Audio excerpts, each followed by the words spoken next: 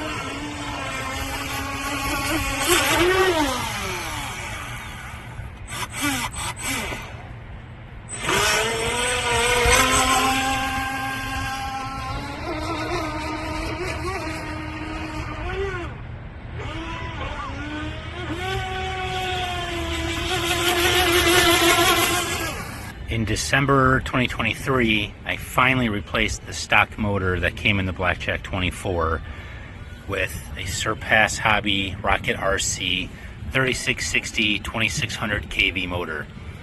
It is now June and I finally got the boat in the water. So first run, 31 miles an hour. So using the same 3-cell 5000 milliamp hour 45C roaring top battery I always use.